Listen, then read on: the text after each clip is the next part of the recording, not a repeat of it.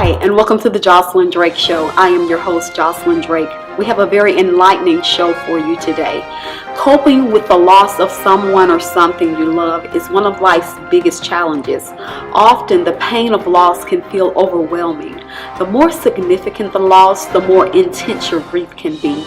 Your emotions from shock, anger, disbelief to guilt and profound sadness. Everyone grieves differently. There is no right or wrong way to grieve, but there are healthy ways to cope with the pain that in time can ease your sadness, help you come to terms with your loss, find new meaning, and move on with your life. Today, my guest, Maggie Banger, will help us to get through the grieving process. Welcome to the Josilyn Drake Show, Maggie Banger. Thank you so much for coming to the Josilyn Drake Show. Tell us a little bit about yourself. Well, my name's Maggie Banger, and I've been a therapist for about 13 years.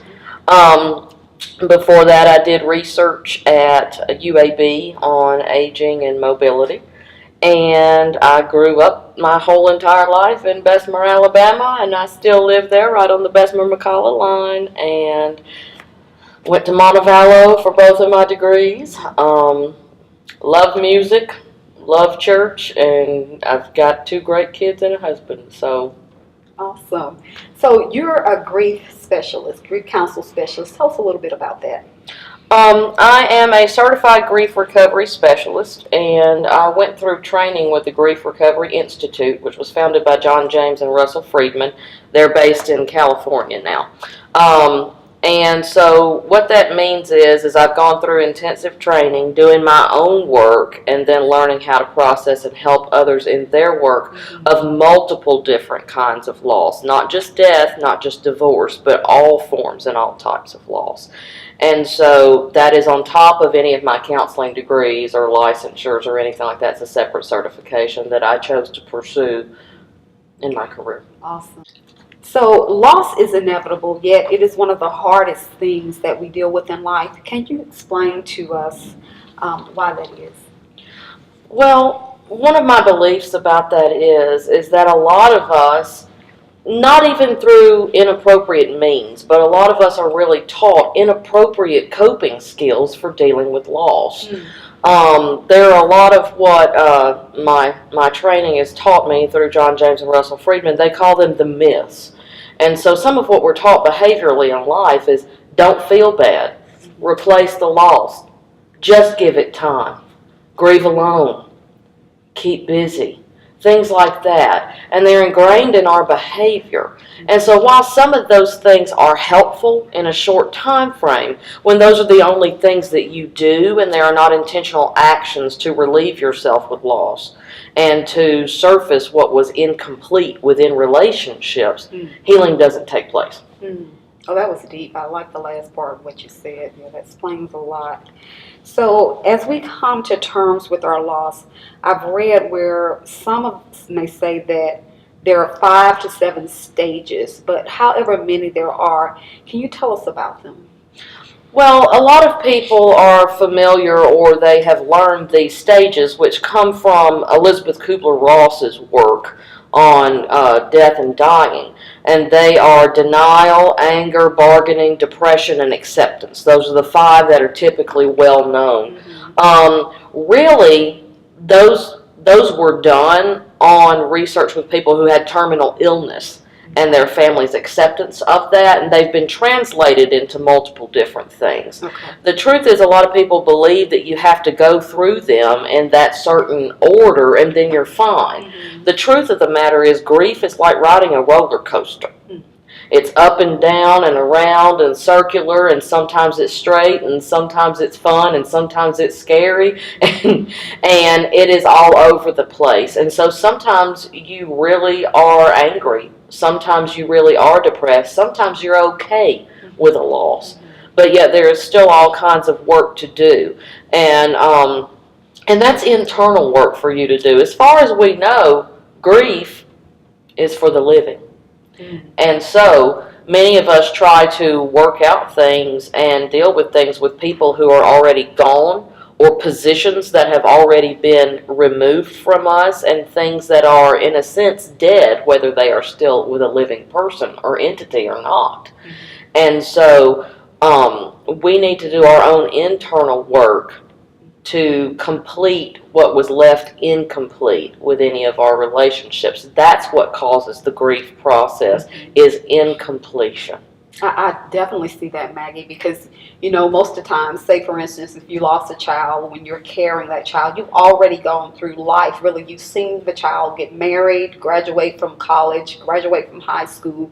So your memory has already really gone through that lifespan. So now you don't have that, and you have all these memories of what would be. And so now you got to deal with, that never happening. So can you kind of speak to that a little more? A lot of people really struggle, especially when you're dealing with the loss of a child, on the loss of the dreams that you didn't even realize you had, the loss of the expectations and the hopes.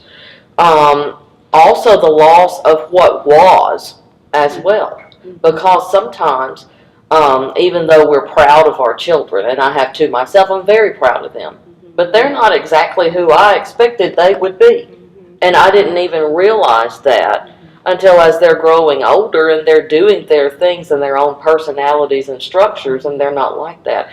And so the grief process is about going through and becoming aware and then accepting and then communicating all of these undelivered communications that accrue within the course of a relationship over the course of time.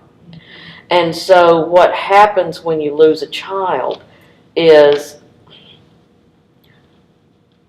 number one, it's completely out of the natural order of things within our own expected mind. I don't know anybody who doesn't think the parent should go first. Right.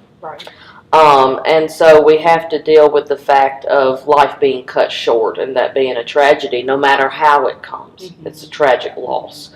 And just the dealing with the physical issue of no longer being able to see your child because of the expectance that they will always be present no matter how long you are here. Then there is surfacing and dealing with the emotional piece of what was left unsaid and what was left undone. And sometimes that takes a lot of work because you have to get through the initial shock and numbness that comes with that unexpected tragedy. Many times people need someone to help them that is objective. And what I mean by that is a lot of times we have well-meaning friends that want to fix things for us. And this is a universal truth. Grievers want and need to be heard, not fixed. That's good. And there is a big difference in those two things. And so people need a safe place to be able to be angry, to be sad, to be guilty, to express those things without having them be changed, with just allowing them to be heard and released from within their own house. They have to get up and out. You said so much in that. Three things that I kind of wanted to piggyback on or go back to. One is the grieving process is different for everybody, and you can't tell them how long to do so. And you also spoke about expectations. Sometimes we expect our kids are going to be this way, that way, and it's not necessarily the loss of the person, but it's the loss of what we expected them to be and expected to become. So can you kind of talk about, I know we're talking about loss and grieving of a human being, but those are real grieving processes, because it's hard to, you kind of find yourself stuck when you don't let go and accept that this is what I expected, but this is who they are, and I need to embrace that, and I need to grieve and bury this expectation so that I can embrace what is actually factual in my life. Yes, and like I said before, there's a lot of different types of loss, not just death and divorce. Those are the two biggies that everybody thinks of that people would have grief issues with. But a large portion of people do have extreme issues with grieving their expectations for their children. What kind of life they wanted them to live, who they wanted them to marry, or if if they did at all, what kind of children and family they expected them to have, what type of job, what type of involvement with a faith community, all of these different types of things. And sometimes people aren't even aware that they have projected these things onto their children. Yeah. And so in their issues with their relationships with their children that are even living, people have to become aware, I am forcing my opinion, my way, my belief structure on my children, and I am not allowing them to be who they were created to be, or to figure out their own way of being who they were created to be. And so what has to be surfaced is the reality of those expectations. Then you have to learn to apologize for your part, to forgive them for theirs, and to ask God to take it from you and remove it and surrender it to something bigger than you are. Because many times we need help outside of ourselves to be able to do the work inside of ourselves.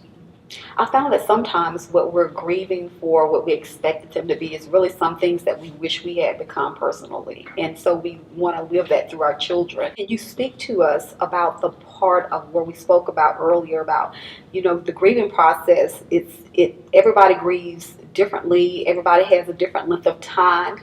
Although some may be unhealthy, staying in a place too long, but still, you want them to really get over it, because when people experience grief, they become this totally different person, especially if it's someone that was very dear to them, and you just want that person back. Hey, you're living, come back, stop, you can't, da da da da da.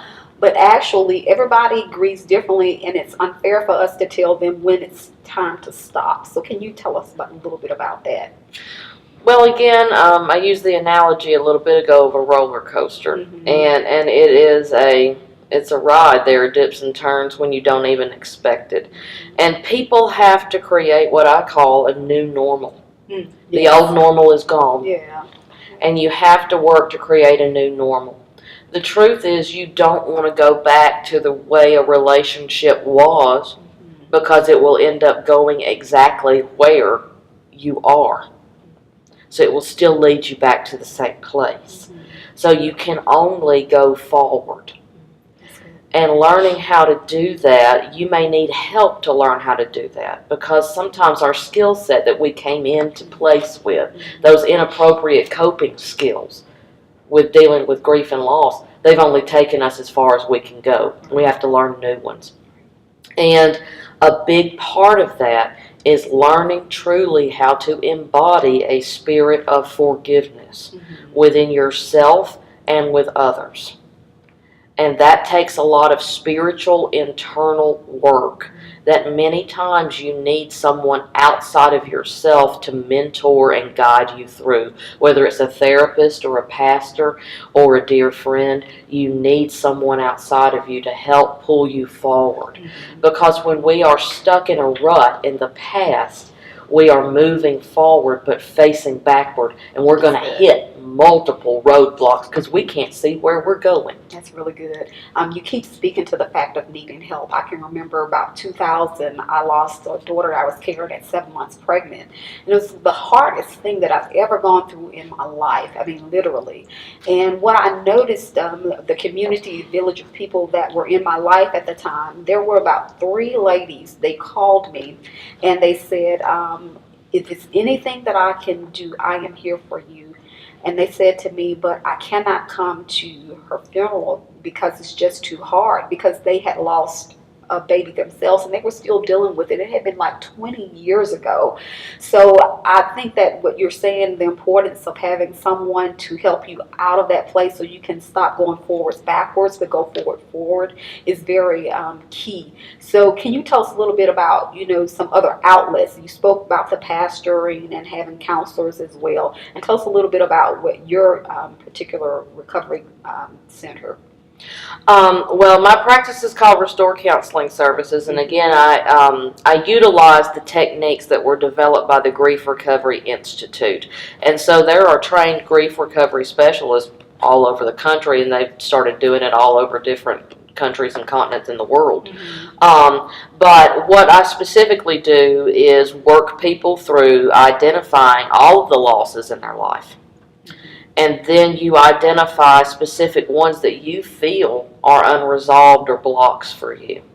And we begin to discuss those and pick those apart. And see, a lot of times what happens in a loss is we either sanctify or bedevil is the terms that we use when there's a loss that's going on. So we either make people perfect or the relationship perfect, or we make it terrible. And we polarize it. And the truth is that all relationships have positives and negatives, and we must look at them holistically. And we have to address things from our perception, because that is how we view. We view the world and those relationships through our perception, and that is the only thing that we have the power to change, is our perception and our own inner world. And so part of that work is getting your story straight for you, getting your part of the relationship and your memories straight for you, and then addressing what was said or not said, what was done or not done on your part and on the part of the institution or person that you are having grief issues with, and then completing to the best of your ability what was left undone on your end. Awesome. We're going to take a quick break. Coming up on our segment of Dear Younger Me, hear what Miss Banger has to say to the young Maggie on the Josilyn Drake Show. We'll be right back. This segment of the show is entitled Dear Younger Me. It is our hope that this portion of the show will encourage someone that may feel they can't make it out of where they are. So we're going to ask you this question with the belief that something you say will encourage, inspire, motivate, or help someone else to win. What would you say to the younger you that may have been discouraged, worried, ashamed, afraid, hopeless, or angry? And how old is the young Maggie? If I think of myself when I'm a younger girl, probably going to be about 6 or 7 years old. And I would look at myself and I would say, you are enough as you are. Be ambitious. Be smart. Be fun. Be wild and crazy. Be loving. Be big. Be bold. Keep moving forward. You are who you are. You were made that way. God did that. So embody it. Welcome back. Our guest today, Counselor Maggie Banger, is giving us some tips on how to walk through the grieving process well. Tell me, what are some of the pitfalls that people face when going through the grieving process? Well, a lot of people use what I call short-term energy relieving behaviors to attempt to cover up or hide or mask their pain. And what I mean by that is things that temporarily numb you out or just change your mood and thoughts. And so that could be substances of any kind. That could be reading. It could be the internet. It could be working. It could be exercising. And so when these things are not necessarily bad in and of themselves, when they are used to cover up emotional pain and to keep you from speaking about and engaging with people, and they are done for a prolonged period of time, they thwart your ability to be able to process through, because grief is about a through, not a stuck. And those kinds of things, if they're done too much and too often, can create the stuck. So do you think, why do you think people kind of hide or don't want to talk about their pain? Do you think they feel that it's unacceptable, or people are just ready for them to be normal again? Or do you think that they don't even know that they're doing that? I think it's actually a mixture of all of those. Okay. I think number one, a lot of times people, when they go through a loss, people around them really care and try to be helpful. But what they say actually shuts down people emotionally from sharing their true feelings. And so what's internalized is, I can't really tell you how I feel, and so I'll just stuff it. And then another thought is if I begin to allow myself to feel this hurt, I will never come out of it. And I will be stuck in pain, emotionally and spiritually and mentally and physically, and not be able to get out. And so I think there's a big component of that as well. And so people avoid looking at their own pain for fear of judgment, for fear of not being able to get out of it, and then also that people will say, well, we're done with this. Why are you not acting different? And people just don't get a lot of times, you cannot be different right now because you don't know how to be. Again, it's a new normal. Your old normal is gone. And it's confusing for everyone. That's good. Can you kind of speak to us who maybe on the other end, we're not going through the grieving process, but we are in relationship with someone who's gone through or who's dealing with it? I mean, sometimes you just don't know what to say. You don't have the words. I've heard of people actually avoiding people because they just simply don't know what to say to them, and they feel a little guilty about, going through life, enjoying life, having fun or whatever when their friend or their family member is having grief. And then some of us don't have the capacity to be with you more than beyond the funeral, so can you kind of help us with, what are some tips that we can do to really walk with people through this time? Well, I think number one, what you say is important, and being mindful of that. So things such as, I am so sorry for your loss. I'm here. I'm praying for you. I'm supporting you. I think it's important that if you say, I'll do whatever you need to help you, that you follow through with that. That's good. I think it's important that you ask and invite, whether people engage or not, that you don't stop inviting. Let's go out to dinner. Why don't you come with me? Come over to my house. Would you like me to come over and see you? I'll be glad to bring you some food and we can hang out for a little bit. Invite, engage. Send a random text message. Send a Facebook post. A card in the mail, a written letter. Things like that, just that come out of the blue that people are not expecting. And so sometimes we as the loved ones, as the friends, as the community that surrounds someone, just need to remember, again, there is a new normal. There is a process going on where there is a loneliness that sets in.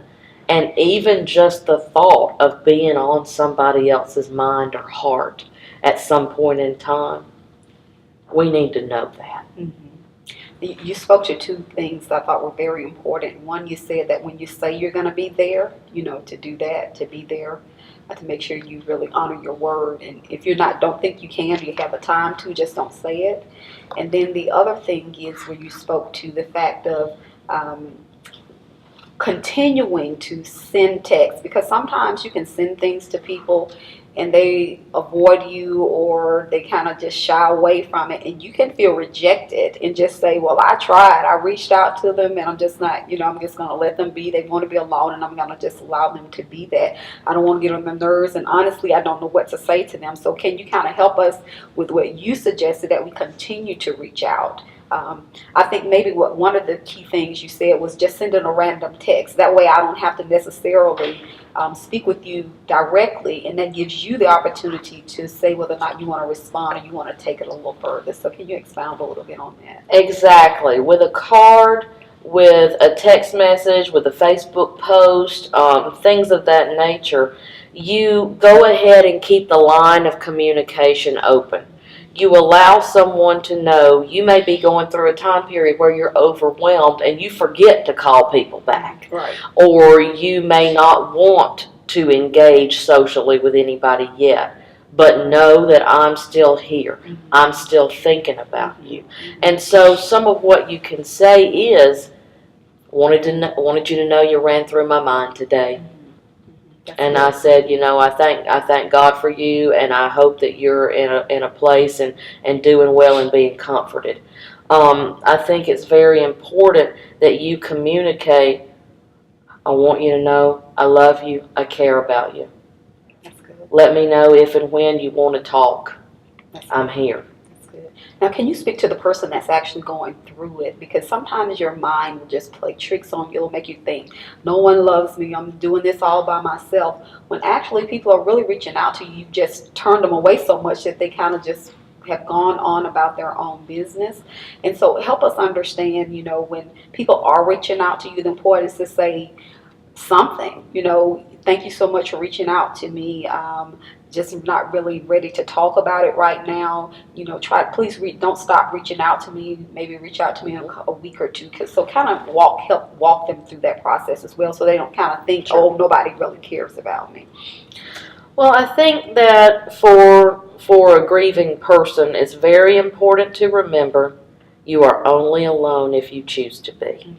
That's good. You are only alone if you choose to be. And so you may forget to get on the phone with other people, but when somebody responds to you or reaches out to you, a simple thank you, even if you don't want to say anything else, thank you for thinking about me. That's good. And sometimes that's enough. The other thing is be courageous. And courage is going ahead and acting even though fear is present. Be courageous in choosing to love in spite of your fear of being hurt or abandoned or left again in some way.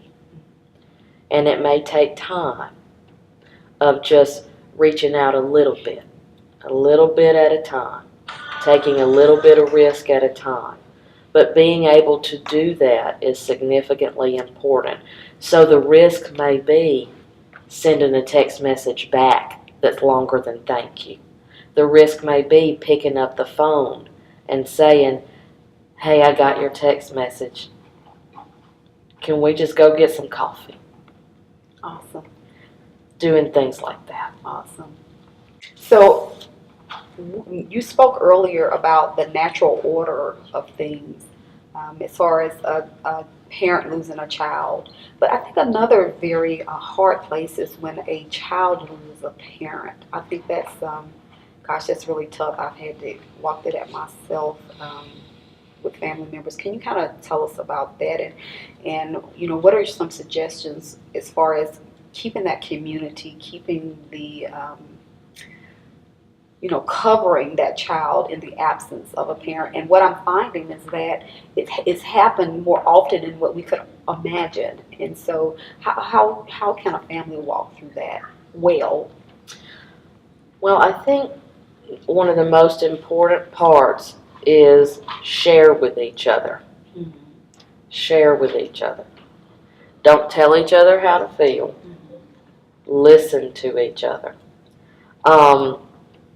Again, as a child, you've never experienced life if you're close with your parents, without your parent. Mm-hmm. For some of us, we didn't have one of our parents, or both, and so when they pass, there is the end of the hope of ever having a different relationship. So there are different types of loss within that. And being aware that each person in the family has a different relationship with that mom or with that dad. Every relationship is unique in itself. And so I believe keeping the lines open of communication, of allowing people to express. Sometimes people are very happy when a parent dies because it's a relief, because they've been so sick and they've been in pain. And so there is the conflictual feelings of the pain of the loss, and they're not going to be here anymore, but there's the relief and the happiness, and people don't know how to cope with that. And so being able to share all of that without that being changed is important, instead of saying, how could you be happy that mom's dead now? What about if it's a child, though? A child without an adult, without a parent. So how would you speak to that? As far as the parent passing, the child's still here, 9, 10.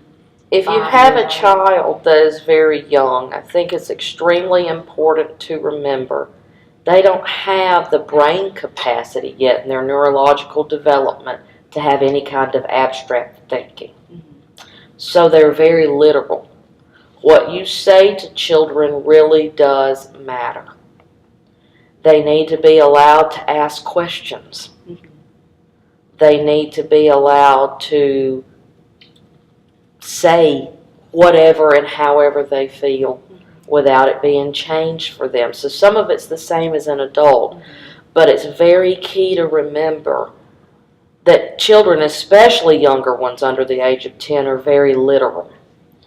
And so if you say they're in a better place, they've gone to be with God, they're happier now, a lot of children will want to go and be with their mom or dad and will do things so that they can be, and they don't understand the permanence of that decision. Using very specific language of they are now physically dead, even though that sounds harsh, they need to hear the truth. Because if they hear, well, they've passed or they've gone somewhere, they want to go where they are. And they don't understand the permanence of that decision or of that process. And so really, honestly, talking to them on their level, saying very small, specific statements of, Mom got sick, Mom had a heart attack, and Mom died. So physically, she's not going to be able to be here with you anymore, and that's really tough. Do you want to ask me some questions about that? Very good. We thank you so much for being on the show. We're going to continue our interview, but right now we'll take a break. Up next, Counselor Maggie Banger has some wise words to us on today's segment of Wisdom Speaks. Stay tuned. You don't want to miss it. This segment of the show is entitled Wisdom Speaks. Wisdom is the ability to apply what you know. What wisdom have you learned along the way that you think will benefit our audience? When I think about wisdom along the way, first thing I think of is to pray regularly and ask God to reveal it and give it to you, because I believe that wisdom is a gift. I have learned throughout my life that if you keep and house things within your soul that grow shame, they will keep you sick and they will keep you bound. And so exposing those to the light, exposing those to a trusted friend, and getting them out of yourself brings a freedom in God that nobody else can give you. And so forgiveness of self and of others is the key to freedom in this life, I believe. Back to the Josilyn Drake Show. Getting back to talking about grief, with our relationships, we have very special people who we think, some of us think that, there's only one person who really loved me. And so when that person is gone, how would you walk them through that when they feel like no one else in the world loved me but that person, and now what in the world am I going to do? Well, I treat that honestly as a spiritual problem. And so first I work to attempt to emphasize with people the belief that love is eternal and love never dies. And so what was given to them by that person, they still have every bit of it. And so even though they're physically gone, what they gave them internally remains and grows. That's good. And so beginning to shift the perspective of that, and that they can begin to learn to use that love to love themselves. And then ask them, where did that love come from? How do you think that originated? And open themselves up possibly to the loving relationship with God that they may truly need. And then to help them find community with people who have that kind of loving relationship. And so to begin to steer them in directions and point them in ways, and to be an example in a therapeutic bond of that loving relationship to them as well. Tell me this, love is difficult. It makes you vulnerable, you know. So when you lose someone that you loved, you spoke earlier about courage. It really takes courage, because some people can just shut down and check out on life and say, I'm never going to love again because I'm so afraid of going through this again. Can you speak to the point that that's a natural part of life, and give us some tips how to walk through that so we can be courageous, that once we've healed, once we've done our internal work, that we'll have the courage to go forth and embrace love again if it comes through our path? Well, one of the things that I love and treasure is a small book by a woman by the name of Alla Bozarth. Mm-hmm. I've never met her, but she has a wonderful book that I have used regularly. And she says, a broken heart is a heart that is made more open, more useful, more loving, more willing than it was before. And I believe that. I believe that the more cracks we have, the more our light and our love can seep out onto others. And so I think that many times, if we are able to turn and use our losses in a spiritual way of connecting with other people, we not only, shared pain is dissipated and shared joy is increased. And I believe that when we share our pain with others, it allows them to share theirs with us. And the light that resides inside of us shines more and more through those cracks. And so a broken heart is a broken place that is made more open, more willing, more loving to go on and expand. That takes real courage. Real courage is owning up to the fact that we face a terrifying task, admitting that we are appropriately frightened, and then going ahead and doing what needs to be done. And so if we can take our pain and hold it for what it is and give it to God and let God mold it and use it and shape it to make us stronger and more viable and more alive at this time in our own physical life, then we put that out and connect with people on a soul and spirit basis, that those bonds never change and are taken away. They just grow. They just grow. Tune in next week to the Josilyn Drake Show. You don't want to miss it. But right now, listen to Maggie Banger spill some tea on Inquiring Minds Want to Know. We'll be right back to conclude our interview with Counselor Maggie Banger. This segment of the show is entitled Inquiring Minds Want to Know. What has been the funniest moment with the patient? Oh, goodness.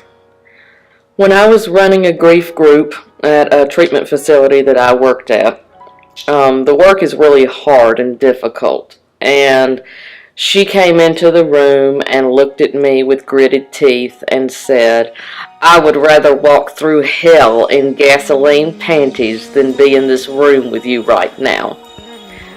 She meant it. But then we laughed and laughed and laughed, because even though it was true, she experienced courage to stay. And this was a very, very prim and proper lady, and she was in a room full of men, with the exception of me, and they did not know what to do when she mentioned hell and panties. And so we all just started laughing. And then it eased the tension in the room, and we were able to get done with the work we needed to do, and she got a lot of relief, and so did the guys, and they were able to see a woman in a courageous role. Welcome back to the Josilyn Drake Show. I love what you said about the broken pieces, and allowing love to kind of just flow out of us. I've heard of many people who've gone through some very difficult times of loss, and once they finished the work, they actually on the other side were able to do some great things because they chose to do the work. They chose to allow themselves to heal properly. Yes. And now they're doing some phenomenal things for people who may be going through the grieving process. I know one of the places here, Amelia House, is a story because of a loss of a daughter. Now we have the Amelia House. So can you kind of give us some other examples of how important, sometimes you find your mission outside of going through that process, you find really a more exciting, vibrant way of life because you found another you in there somewhere. You tapped into something that you never knew that was inside of you because of that person. Their death actually did make you better. That's crazy to say, but it forced you to become who you were supposed to be, but you were hiding because of that connection. Sometimes connections can cause you to be comfortable and not grow, and when they're no longer there, sometimes you're just forced to, if you're willing to do the work, to become a better you. And so can you kind of talk to us about what comes out of it once you kind of walk through the process? When you have gone through the valley of the shadow of death, and you have looked at all of your insides, good, bad, ugly, whatever, and you have allowed those parts to be seen and touched in a deep emotional and spiritual way, the transformation process that happens with that freedom, you cannot keep it within inside of yourself. It's going to spill out. Just as people talk about when they are delivered by God out of certain situations and out of certain bondages and chains in their life, a grieving process, a relationship that needed to end, things of that nature, when you come out of that and you have allowed yourself to look at all the parts of it, again, it's about being honest, rigorously honest with yourself about the positives, the negatives, and what you choose to carry with you, the pearls and the lessons out of the sand getting in your core and the grit creating something else. And you take those pearls with you. You can begin to give those to other people. And what comes out is your honesty, the truth of your story.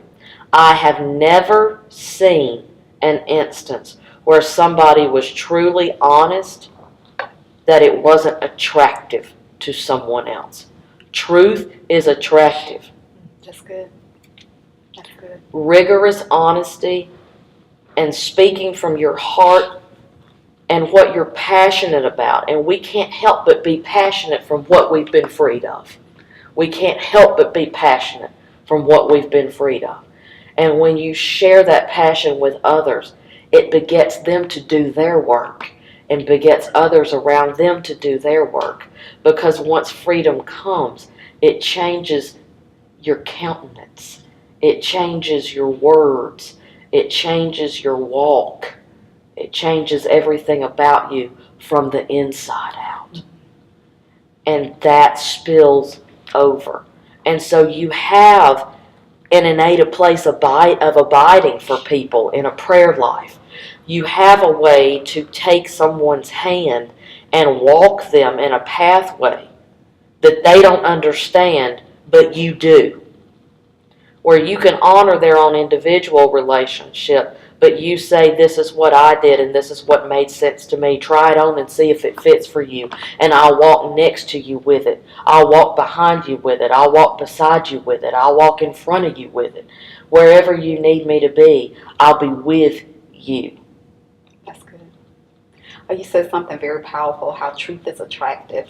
I think that one reason why we don't necessarily get there, because it's hard to confess that, I had a role to play, or it's hard to confess really our vulnerability and the lacking places in our lives. It's hard to be truthful. First of all, to be truthful with you, I must first of all be truthful with myself, and that's the hard part. Yes. Just learning that once you get to the truth, you got to still embrace yourself with love, and that it's okay. And so how can you help some people, or give them some steps or tips of how to stop covering things, putting it up under the rug, putting it up under the bed? When we tell our children to clean their rooms, and they said, oh, it's all done, and we go and everything's up under the bed. And that's kind of how we live our lives when we don't want to face the real us and what's really going on, so that we can become attractive because we're truthful.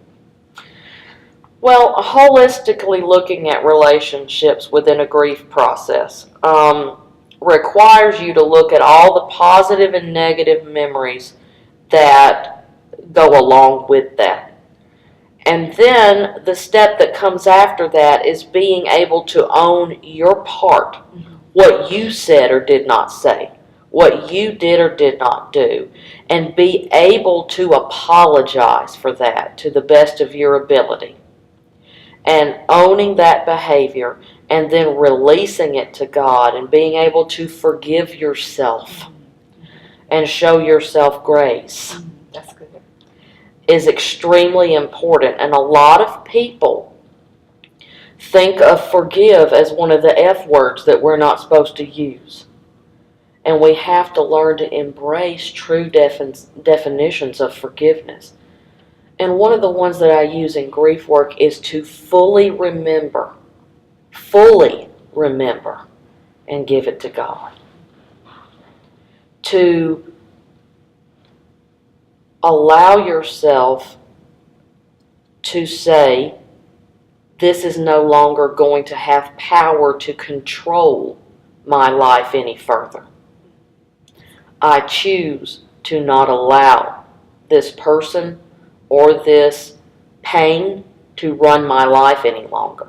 It is a choice to forgive. It is not a feeling. So, many times we have to make choices throughout the day to forgive ourselves and to forgive other people. And then we develop a habit of forgiveness. So we have to build up to it with ourselves and with others. But it starts with that honesty and being able to say, I was wrong. And that's very difficult to admit. And so sometimes we need help working through that place and identifying, oh, this is where I was wrong. This is where I said the wrong thing, or I didn't say the right thing. I kept my mouth shut. Or I did too much. And so what I said or did not say, what I did or did not do, and being honest with that. And sometimes we need an objective view outside of ourselves, because many times we get trapped in our own language, in our own head, and we need interjection from somewhere else to bring perspective into our life. And so we may need to involve a trusted friend or a therapist or a trusted clergy member to help us with that perspective. Awesome. Maggie, we thank you so much for coming. We really thank you for the information. We look forward to having you back on the Josilyn Drake Show. Thank you.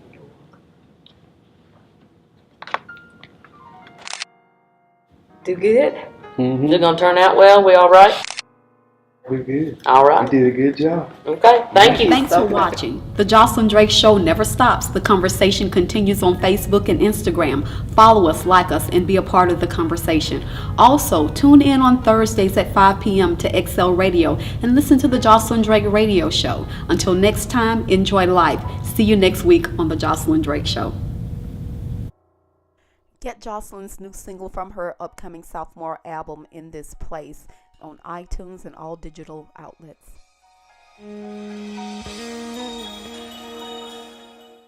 Log on to josilyndrake.com and get your Dear Younger Me apparel.